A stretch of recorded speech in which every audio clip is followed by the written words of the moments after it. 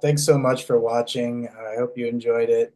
Now we're going to be live with a panel discussion with some of the people that you saw in the film, as well as some people you didn't see in the film, like my friend Olga Shpak, who's here. She's from Assist Ukraine, and I'm just going to let the panelists introduce themselves one by one. So if you guys can just go, in order of appearance and just say a little bit about who you are and a little bit about your organization. I guess we'll start with you, Revo. Yeah, thanks. First of all, thank you for doing the project and the movie. My name is Rivo. I'm based in Estonia. I'm one of the co-founders of United Delivery Mission. What we do is that we collect donations, we buy cars and other tactical equipment, and we send it to Ukraine, to the front lines, where actually my colleague and friend Roman is collecting all the stuff that we send from here and distributes it to armed forces. Yeah, and we've been doing it now for what, almost like, yeah, more than 3 years. We've sent more than 300 cars, and perhaps we've collected maybe around 3 or 4 million as donations. Yeah, I mean, Over to Olga. Roman, if you want to jump in since you were mentioned Yes, previously. hi everyone, my name is Roman. Nice to see you, Ben. Haven't seen each other in a while. So in regular life, I'm working in management consulting, but like in my second life, let's say, me and Rivo, we are running this, and a number of other people, we're running this United Delivery Mission. So Rivo described what we do. My role is I'm like more in touch directly with different units on the battlefield, trying to understand what they need and trying to help them. Olga? Hello. I would like to thank everyone who watched this film and spent his time or her time being with us. My name is Olga Shpak. I'm from Kharkiv, originally from Kharkiv, Ukraine, northeastern Ukraine. And I worked as a marine mammal biologist in Russia for 25 years. And I came back to my native city just a day before the war started. And since the next day after it started, I've been volunteering. And again, I just decided in Kharkiv in the first days, it was clear enough that we need to help the soldiers, defenders, and first. And if we don't help defenders, we will have no one to help to. So I started to help. I started to help defenders, and for this years of war, of course, I developed huge network of different military units, and I started from collecting donations from my colleagues, scientists internationally, but since August 2022, I have been working with a small non-profit. Now it's 501c3 US organization, which is called Assist Ukraine. And we've been working very effectively. I'm the one who is in Ukraine, who is near the front line, who has, like, pretty much like Roman, who has all the contacts with the military units, who conducts functions basically like being Amazon, because the requests are unpredictable and very diverse, could be anything. And we have to not only be in touch with the soldiers, but also know exactly what they need. And we have to know the products they're asking for, because in a lot of cases, they don't have time, they don't have expertise to choose the best things they need themselves. So we, the volunteers, we need to educate ourselves all the time, to follow the market, to follow the development of technologies, to be as efficient as we can in spending the funds of the donors. So this is what I've been doing here. All right, great. Thank you, Olga. And then Kevin, you want to go ahead? Sure thing. Yeah, so I'm Kevin Leach. I'm the founding director of Sabre Training Advisory Group. Not to repeat myself too much from the video, but no, we bring NATO and allied veterans here to Ukraine to train Ukrainian soldiers and help to develop their own training capability as much as we were able to. We've been doing that since 2022, but I've been here in Ukraine since 2018. And I initially came out as an OSCE ceasefire observer. So I was watching the previous ceasefires under the Minsk 1 and 2 agreements. Awesome. And then Kerry, maybe you want to introduce yourself? Yeah, hi everyone. Thanks for having me. I'm Kerry McElroy, a journalist in part who's been writing for Ukrainska Pravda most recently, Kyiv Post before that. I'm here to support Ben as a kind of co-moderator and help with Q&A rather than a full panelist. But I will say that I'm definitely part of the pro-Ukraine school of journalists who do not pretend to be neutral, who got involved with this work because of the war rather than the other way around. I'm a cultural historian of women with some focus on rape and misogyny and human histories. And so when the mass rape cases first started to come out in spring of 2022, I began to write about women's activism, arts activism around the world, people running on the red carpet at Cannes, protest actions that meet at art and diplomacy, especially around rape as a Russian weapon of war. And I've been doing more of that in the last 2 and 3 years, unfortunately. Now I'm currently writing for Pravda, and I'm very proudly on the Russian ban and sanction list for my exposés of Russian misbehaviors here in the capital of Canada at the Russian embassy in Ottawa. So I'll leave it there and hand it back to Ben. I think it's pretty much a badge of honor at this point, to be honest. Absolutely, that's why I mention it every time. It's basically a list of people to like be friends with at this point. So exactly.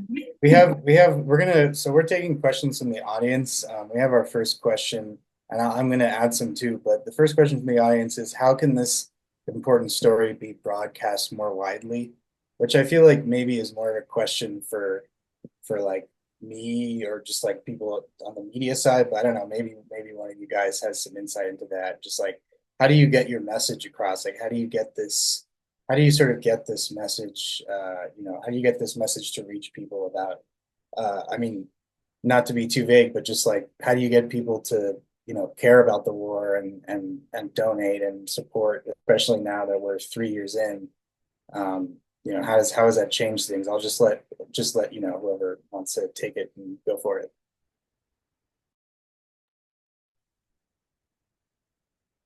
Yeah, I'm okay to start. So basically, fundraising hasn't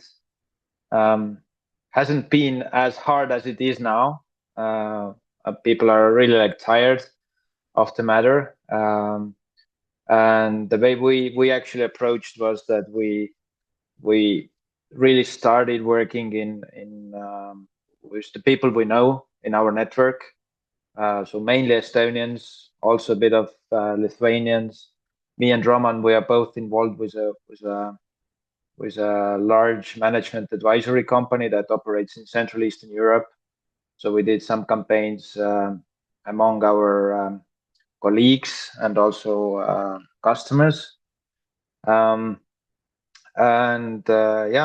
time, maybe like our donations have now dropped, maybe like 5 times, because people are just tired, and we're trying all like new tricks, media, interviews, social media, but yeah, it's getting harder for everyone.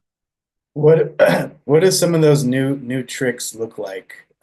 Like just different, like you mentioned social media, but what does that look like? I mean, I can tell you what.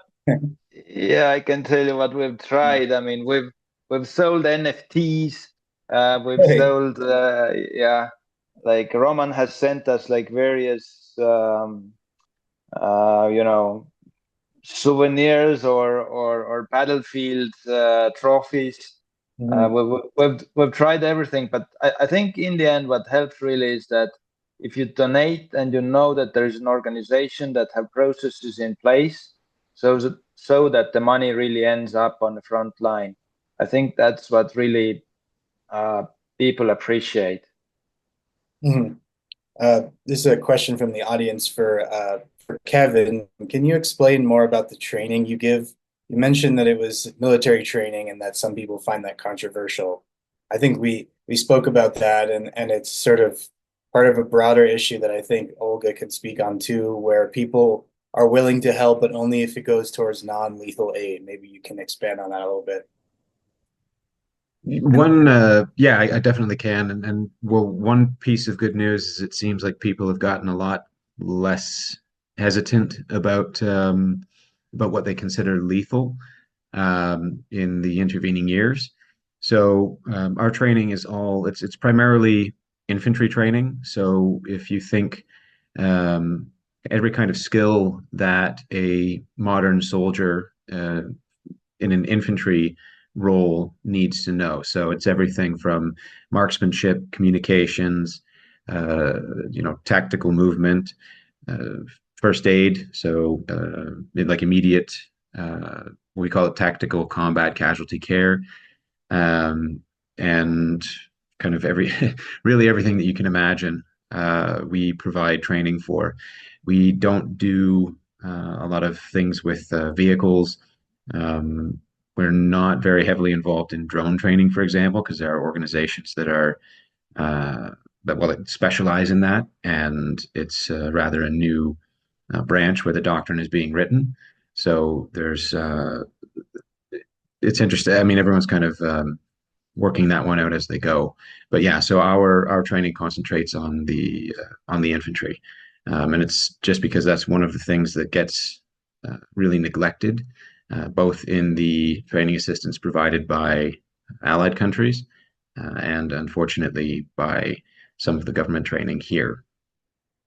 Yeah, maybe Olga, you can add to that a bit about the sort of difficulty, when it comes to fundraising and just sort of how dealing with people's tribulations about, hey, I want to donate, but I don't want my money to go to XYZ. I don't want my money to harm people. How do you navigate that? Yeah, this is extremely important, but I have to say that the donors that remain now, they understand more. People during the first months of war, people are really, really cautious donating, and they wanted to keep their hands, not to have blood on their hands, to put it this way. And at some point, it was difficult to explain to people that the war it's either us or them, and there is no other thing. It's pretty much black and white thing, and to survive, we have to kill. It was difficult, and I had to use different tricks to make it sound better, but basically leading to the point that if a bear comes to your house when you sit with a child on the sofa and there is a rifle next to you, you will not use, teddy bears and oranges and tricks to play with this bear. You will shoot. So that's like I was together with the journalists and then my friends, we were creating different descriptive, like simple stories to make people connected, emotionally connected, and to release a little bit this feeling of not wanting to participate in the bloodshed, which is basically whatever you do, you are participating. And even if you provide tourniquets and you help a wounded to survive, this wounded will likely return. If it's not a serious wounding, he will return to kill again. So I mean, if you want to think about that, you will always find a reason not to help. But if you want to help, people, we try to explain to people that there are multiple reasons to do that. Yeah, I don't know. Maybe Roman, I don't know if you want to add to that at all, but I don't know if that's been your experience or just like because you're interacting with soldiers, right? Like a lot, and so it must be sort of strange to sort of go to them and be like, well, we can do this, but we can't do that. But I don't know I how. mean, you're trying to do whatever you can. I mean, we're getting all sorts of like random requests, from drones to like something very specific. I don't know. We're focused on cars, so it's like usually car related, but it's like extremely hard to say no because I mean, those people are in need. You understand what's at stake, So yeah, it has been really hard. But I see like a lot of other questions that may be more relevant. Like, Yeah. So I will not take time on this. Yeah, no, that's great. But yeah, no, I'm just gonna kind of condense this. It feels like the U.S., U.S. and America, and this is our great shame, has sort of abandoned Ukraine. I don't know if that's just from a government point of view, or if you feel like the private sector maybe is still there, or I don't know. So this is just for all the panelists. Has Europe and the EU sort of stepped up to fill in for the role of the US in terms of, I don't know if you guys are seeing that in terms of donations or just generally in support, or like, I don't know if that's changed at all, that dynamic. I know, like, Revo, you guys are mostly working out of Estonia, but I don't know if that dynamic has changed at all, or if people have stepped up in Europe now to sort of combat what's going on, on the international stage. I think there are like different sort of attitudes. I think people like in Eastern Europe, maybe in UK, and in maybe also Germany, they are still like, aware of the situation and they're trying to help. But then, maybe like in Southern Europe and then in some Central European countries, people still don't get what's on stake. So I think it's like really the attitude is very different across Europe. I think there are countries which are really like trying to help, and there are some others who are maybe, let's say, quite indifferent, and there are a very few countries that seem to be supporting the other side. Yeah, maybe Kevin, I don't know if this has been an issue for you. And you get a lot of your donations in Canada, right? Because that's where you're registered, if I'm not mistaken. Has there been like an uptick or any response to? I know at least some people were probably motivated by, the negative stuff that you see out there.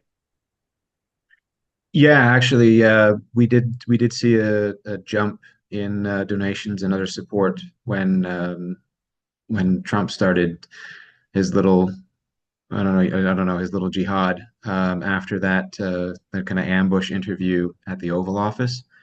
Um, the that's Our main base of support is the United States. That strangely enough, but yeah, the U.S. and Canada, uh, as the tension has increased there, so has actually the attention on us, which is I mean, it's kind of sucks, but that we would benefit from something bad happening. But I'm not in any position to look a gift horse in the mouth in that way. Um, but no, it's and as Olga was saying, I think people generally, people in like the donation and support role, have gotten a lot more realistic about what war entails and what winning a war entails, and that yeah, you don't lay your rifle down and hug it out with the enemy that's trying to disembowel you. So there's been good and bad as things have developed. I'm gonna let Kerry take the floor and ask a couple questions now.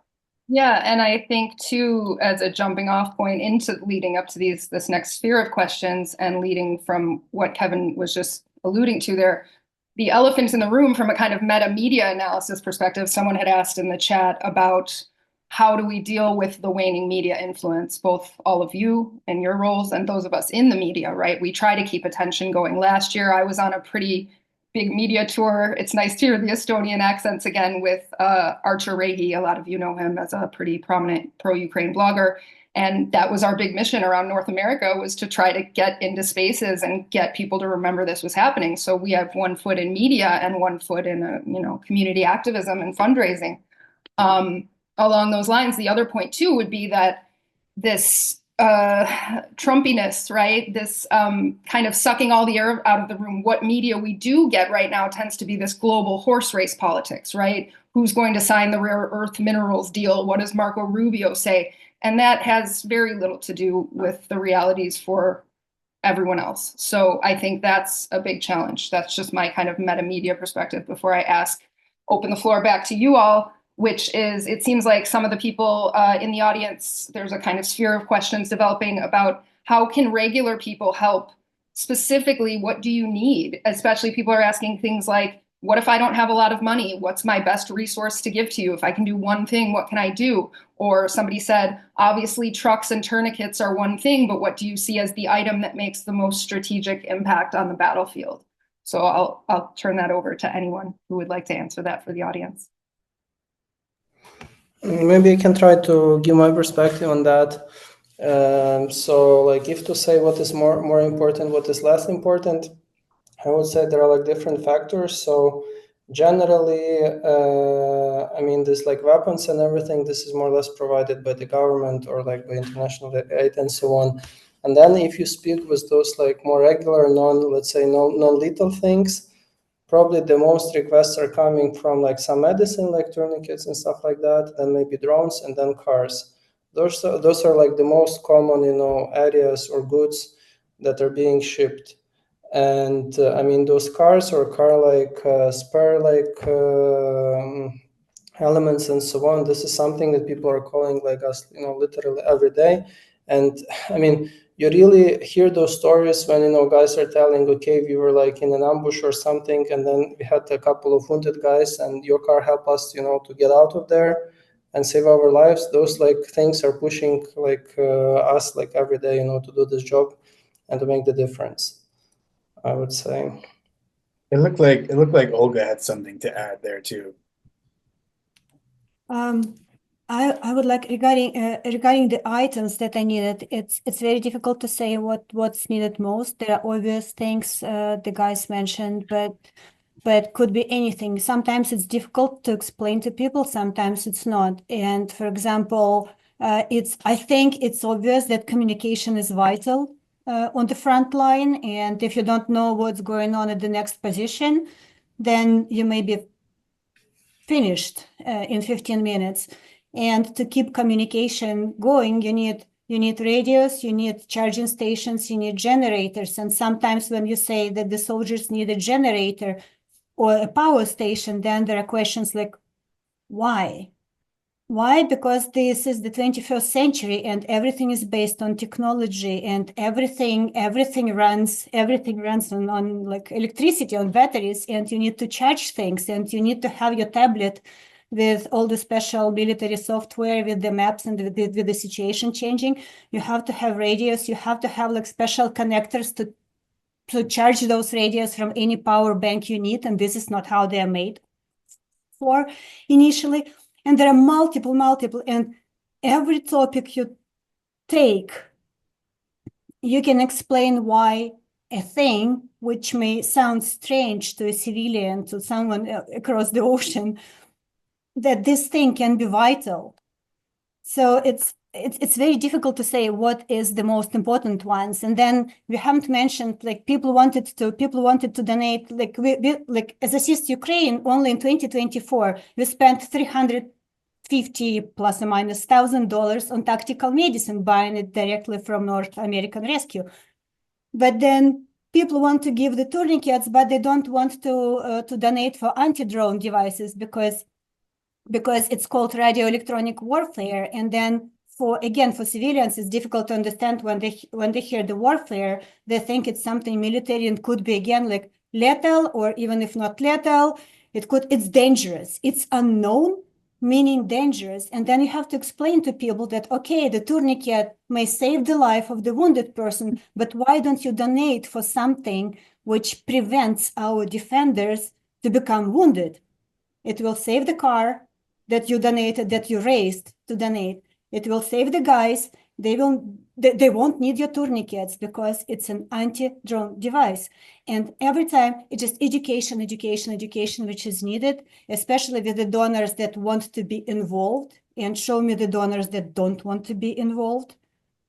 And the way we do it, sometimes if it's a big donor and he or she wants to be involved because someone here touched the topic about credibility of the organization, that the donors need to know. I think Rivo was mentioning that, right? The donors always want to make to be sure that their money will go to XYZ.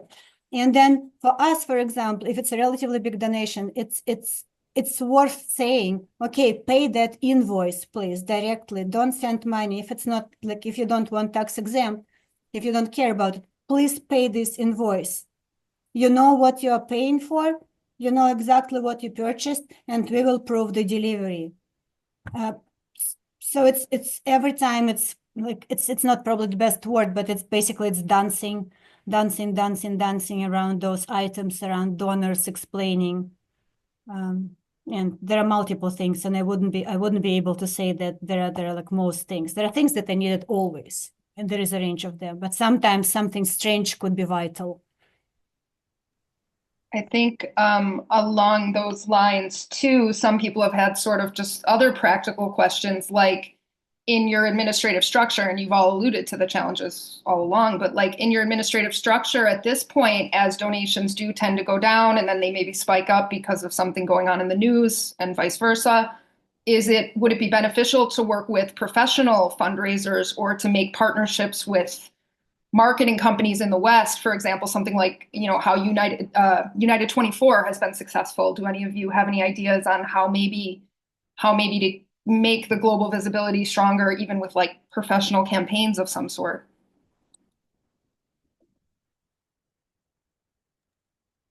I'll jump in on that. Yeah, so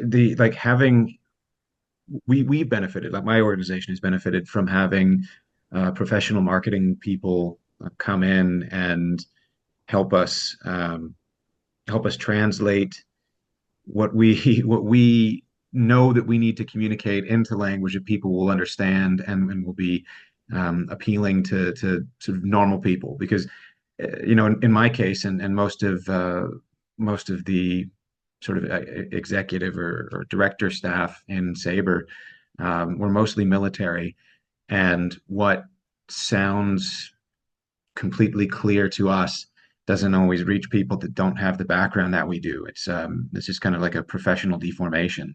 And then the other thing too is like getting uh the truth is, like, I don't have the time, talent, nor inclination to spend a portion of my day on social media. So that is probably the most powerful marketing tool that exists currently.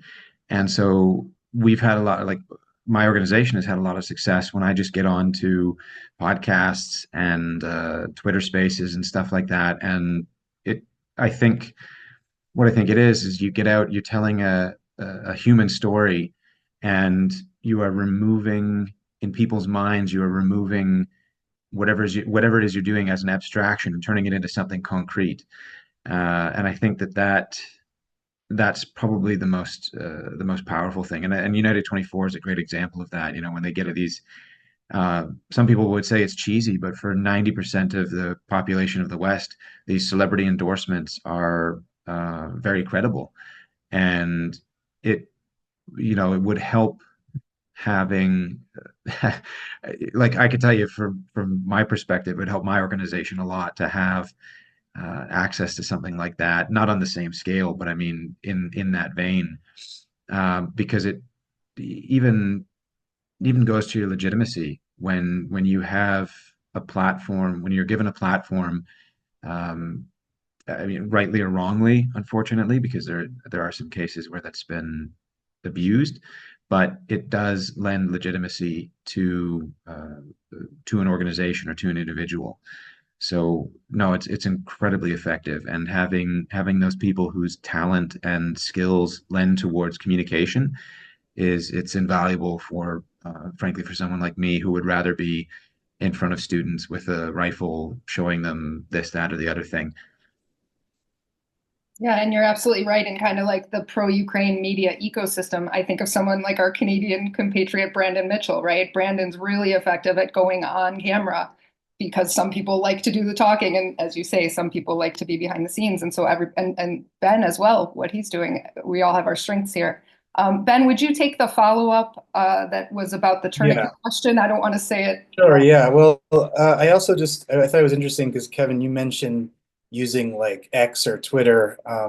I just wondering like how, in the world of social media and trying to raise money. Like, how do you deal with this is a question for everyone, just like how do you deal with, Russian disinformation, bots, that kind of thing, which is very prolific. I personally had to leave X or Twitter. I refuse to call it X, but I had to leave because of the number of bots and sort of like it just felt like I would post something and all of a sudden they would swarm my page with all this propaganda. I mean, I don't know. Each of you guys could comment on that, but I just wonder how that works a little bit. I'll just very briefly. I go transmit only. We put out the message that we want. I don't get into arguments. I don't read Twitter. I'm acclimated to calling it Twitter. So, because it's just a waste of time. So just push whatever it is your message out there, and then let it propagate or not. But don't engage. Yeah. So I don't know if you guys, Revo and Roman or Olga, if you've had to deal with this at all. I know Olga, you're not so into the social media space because you're doing the real stuff on the ground. Yeah, I definitely prefer to drive my Pathfinder to Donetsk Oblast than to post on Facebook. And as Assist Ukraine, I have to say I've been extremely bad on Facebook with reporting. But what I wanted to mention when you mentioned media is that old style, all good means, they still work very well. And newspapers still exist. They may exist in electronic version, but they do exist. And when a Polish journalist came and traveled with me to Kostiantynivka in Donetsk Oblast, to Bakhmut region, Bakhmut front, and she simply recorded what we did. And then there was a publication with our organization mentioned, and we are a US organization, so we are 501c3 now. So the readers in the United States, they felt better seeing the American organization there operating on the ground in northeastern Ukraine. And there was a publication in New York Times, there was a publication in Washington Post and Politica, and that helped tremendously. First of all, when those publications were made, she insisted that in electronic versions, the Assist Ukraine is given as an active hyperlink. So boom, it already like directly worked to send people to our website and preferably donate. But also, even if they didn't, again, it adds us credibility. It makes me, for example, me who is in Kharkiv, it makes me real. If someone wrote a paper, an article in New York Times, it means that more than likely I'm real. And then I give all this dancing and the feeling of emotional involvement for the people. I transfer it to the professional journalist, because she knew how to put it. For example, when I bring something like $10,000 worth and drones and generators and power banks, I bring them to Kostiantynivka. I don't think that there is underwear, like underwear with King Kong and bananas will be something that she will mention in New York Times or makes a photo, and that would make people kind of like feel emotionally close and kind of smile, but be compassionate. So like I stand for professionals. If you have contacts with professionals, they know how to do it better than us for sure. And let us do just like loading, unloading, and doing the stuff which we have to do here. I don't know if you, Roman, you want to comment? Yeah, I just want to give a bit of a perspective here, because the war started actually not like in 2022. The war broke out in 2014 in reality. And basically what happened is that and we had all of this boom of NGOs and everything, even back then.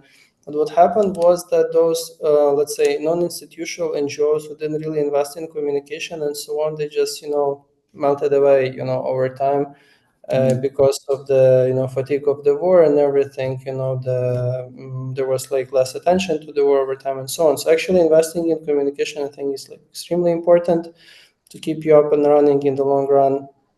On the other hand, I think most of these NGOs organizations are more like clubs, So for some, this is like a main job, main activity, and so on. They have like hired personnel and etc. But for many, like for example, for us also, this is like we just do it like on a volunteering basis. and so on. So it's also like a bit hard to get on board like a lot of professionals and so on, because you do it more like your, hobby, so to say. So yeah. But one fun story about Axe. So we had like we have been like pretty active on Axe in the past, and basically it happened so that we found one guy from Slovakia who just saw some post of Revo, and basically as a result he sent us like 4 cars. He's like a used car dealer or whatever. He saw like our credentials, our stories got like attached to that, and sent us like 4 cars over 1 year. So it was like also amazing result. So X can still be effective despite despite Elon Musk's ownership. I don't remember if it was Twitter back then or already X. Okay. No, I do feel like it's probably changed a little bit. I just wanted to, I wanted everyone to, we're sort of nearing the end, so I wanted everyone to basically give a closing statement, and just, say a little bit about your organization and like, some things you guys are doing in the next year. And we're going to put links to each one of your organizations in the chat so people can donate. So just maybe quickly sum up, what you guys are doing and how people can donate. And also, I think people had questions about, whether or not your organization, is accepts money in dollars or in, Ukrainian money, that kind of thing. So if each of you could do that, just give a quick closing statement, and we'll be posting links to each one of your organizations. Yeah, thanks. So we keep on doing what we have been doing for the past 3 years. So we buy mainly vehicles, but also medical care and tactical care, mainly from Estonia and from the Nordic countries, and we send it to Ukraine, where Roman is in Kiev and doing the validation of the troops who actually receive the aid. And we organize quite detailed reports on every single delivery we are doing, so that the donators actually know where did their money go. We're a fully voluntary organization, meaning that we have no overheads. Everything that we get as donations, we actually spend to buy stuff and to send it to front lines. We accept donations in dollars, no problem.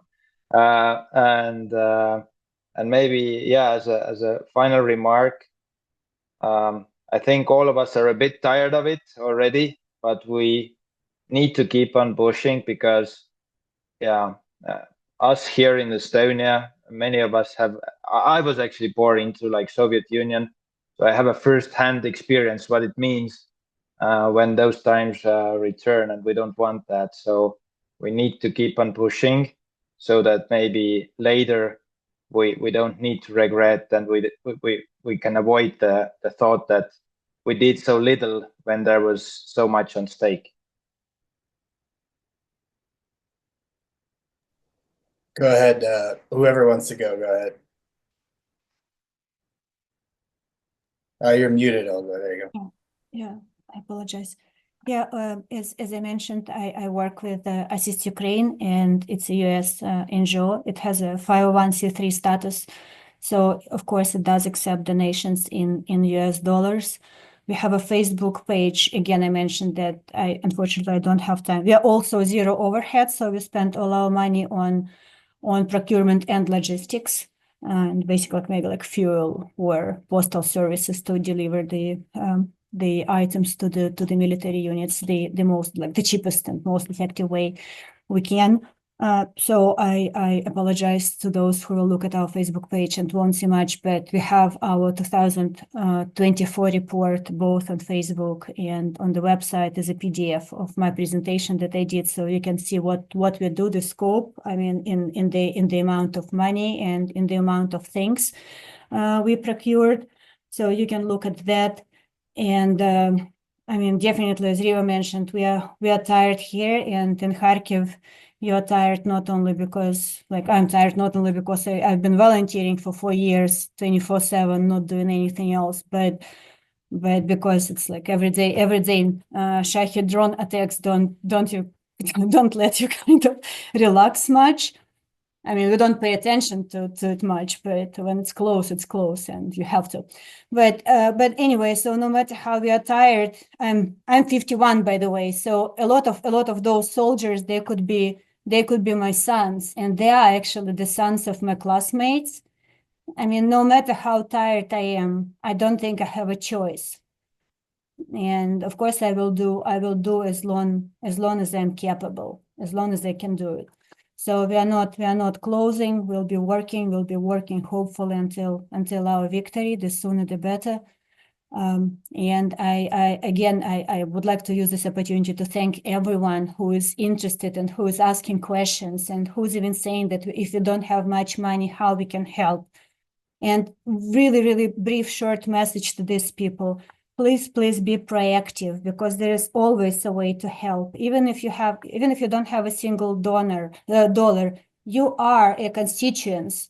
And what's going on in Ukraine now, what's going on in the United States now, could be affected by everyone. I do believe in this. So write to your congressman, participate in the protests, and that would would help, that would work. And if you can help with anything, like maybe you have some ideas, maybe you think something is needed, like whatever, like used notebooks, for example. You don't have money, but you have a source of tons of used notebooks. Just write to the foundations you like, you trust. Explore internet, write to us. I believe if those foundations are real, and if they really help soldiers, if they understand what they do, and they understand the needs of the soldiers, they will answer you, and they will try to find solution with you how to ship this aid to Ukraine. Thank you very much. Thank you, Olga. I'm going to pass it off, but I just wanted to add that, for people that are looking to help, I mean, I went into this looking to do whatever I could, and I did a very small thing, but instead of using money, I used, myself. And you can volunteer. You don't need to have money, right? Like, your time is extremely valuable, and your effort, no matter how small or minor it may seem to you, is very valuable. So, like, I went into this thinking, how can I help? And if you have that mindset and you contact people, you'll find a way to basically maximize your time and your effort to go to the right places, and just do research.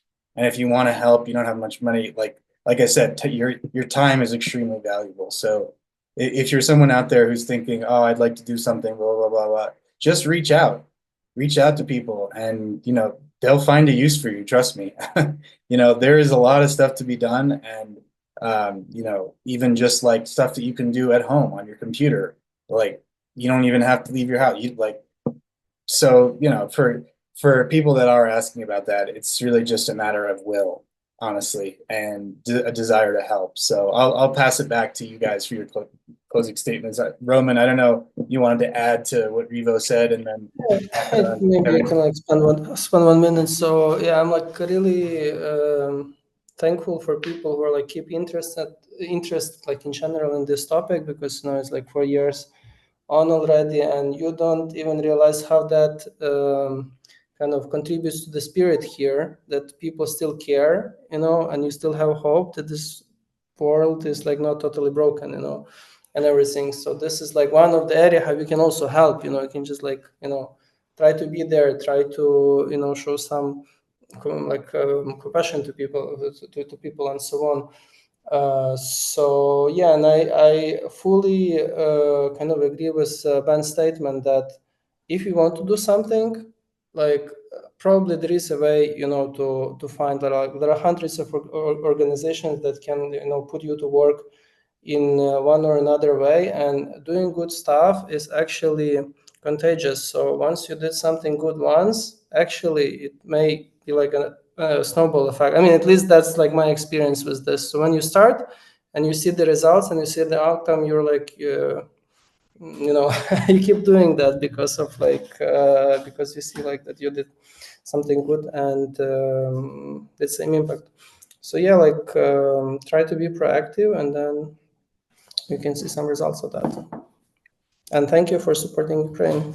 Yeah, thank you guys. And just when I was there, I was only there for a couple days, but almost every Ukrainian or just person that I talked to was even if they at the time if they didn't speak English, they would just say Joe Biden. So it was like, just the presence of an American or even like a foreigner is a reminder to them that they're not alone in this struggle. And so like, hey, listen, fly to Warsaw, take the train to Kyiv. It's not that hard. You could do it. It's kind of fun. So I'll pass it off to Kevin for his closing statement. And just like, if you want to just let people know what's going on with the organization, just, give a summation of what you guys are up to and how people can donate. Just, yeah. Sure. So donating to us is very easy. We made it as painless as possible. We have a donor box. People can donate in any currency they wish, and it'll be anyway, pardon me. Be transferred for us in Canadian dollars because our nonprofit is based. Well, we have two. Anyway, it doesn't matter. We have two legal entities, one here, one in Canada. It's easier to keep the money in Canada because the reporting requirements are a lot more straightforward. Anyhow, for larger donations as well, though, in the States, we do have a 501c3 fiscal sponsor. So if anyone has more money than they need, we can help them find good ways to use it. But then the other thing is the final message I really want to leave with this is that, before that, our big goal this year as an organization is to move into training instructors for Ukrainian forces so that we can bring kind of the best NATO training methodologies and combine those with Ukrainian battlefield experience in order to really bring up the capacity of the units that we train with to train their own people. But the final message I want to leave people with is to just kind of just ignore the demoralizing, I would say, propaganda that you see so often, saying Ukraine is finished, Ukraine can't win, there is no military solution. There's one thing I've noticed is that the strongest negative opinions toward our prospects here come from people that have never been to Ukraine and don't know the first thing about the situation here in reality. They read, I mean, coming back to Twitter again, but a lot of the top politicians that comment publicly in the United States about Ukraine don't know anything, haven't been here, and they get all their news off Twitter. So take this stuff, I mean, take it in, see that people are saying it, and then discard it immediately because we are absolutely not finished, and we're not on the brink of being destroyed. That doesn't mean it's easy. Things are going to be very, very difficult here for quite a while, but never allow yourself to get demoralized. Just keep pushing. And whether that's donating online or just talking about it online and spreading the word, or writing to your elected officials and saying, hey, you need to keep support up. You can't stop. So keep up hope, I think, is probably the simplest way to say that. Keep hope alive, right? Kerry, I don't know if you wanted to end with anything. I'm just gonna wrap it up, and I just wanted to thank you guys so much for joining and for being part of this panel, and just for being part of it. I hope you enjoyed the film. It was just my little project, but I tried to do what I could. So hopefully it makes an impact. And I just wanted to thank you guys so much. You guys are the ones who are doing the real work, and I'm just trying to do what I can. So thanks so much. And just for our viewers, this panel discussion is going to be available on the Eventive page until June 3rd. So it's going to be hosted up there for another month. So anyone who wants to donate and unlock the panel and the film, it's going to be hosted up there for up to a month. So if you guys want to also let people know about that. But yeah, just if you have any, Kerry or anyone else, if you have anything final to say, and then we'll sign off. I think everyone's done a beautiful job of representing their organization. And I think those of us who are international, we all are trying to help in our own way. And I'm just happy to be part of this. And thanks for bringing us all together, Ben. And I hope that good things will come from it with an international audience and donations and visibility and continued visibility. So thank you. Yeah. Looked like Revo had some final remark or something. No, I just wanted to say thank you.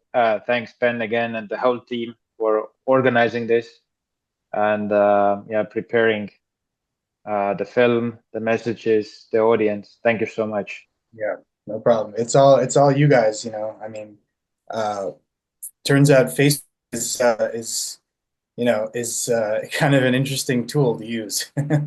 Olga, do you have something to say?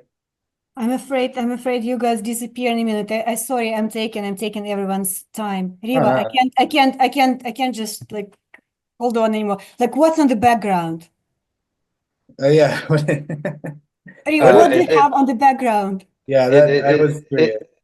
It's a painting by a contemporary artist. No, interesting. I thought it was something scientific. And I tried He's working on an invention. It is, but but I think many scientists would disagree. Sorry, thank you. All right. Well, thanks so much, everyone. And please, to our viewers, go to each one of these organizations' links and check them out. They all have great websites, and all those links are here. So thanks so much, everyone that tuned in and gave what they could, and keep supporting Ukraine, keep doing your part, and this war is far from over, so we all have a role to play. So again, Nick, thanks so much for everyone for tuning in, and you guys, everyone who's on this call, maybe some links will be formed from this from this conversation. You never know. So everyone does something a little bit different here on the call, so you never know. But yeah, thanks again, everyone, and I'm going to sign off, and everyone just have a great rest of your night. Thank you. Thank you. Bye. Bye.